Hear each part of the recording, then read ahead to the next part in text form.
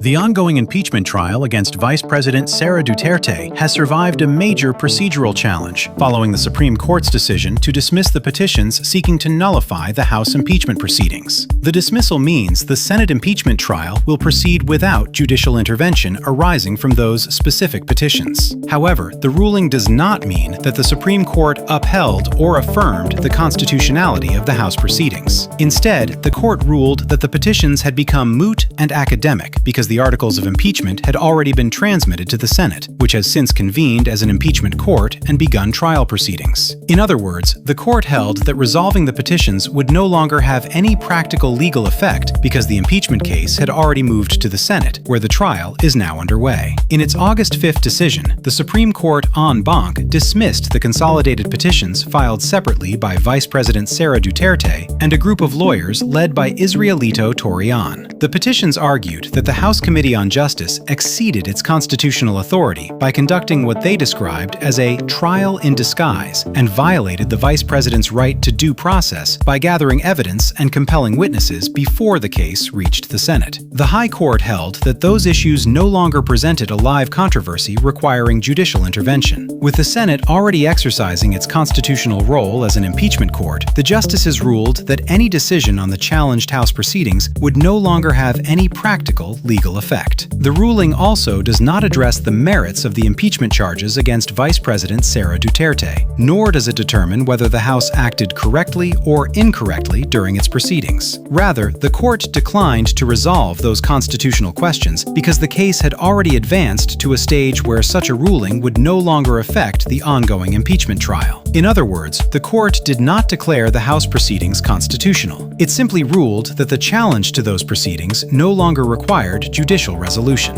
As a result, the legal debate over how the House conducted the impeachment proceedings now gives way to the Senate's constitutional task of determining whether Vice President Sara Duterte should be convicted or acquitted based on the evidence presented during the trial. The Philippine Bureau, mapping power, profiling leaders.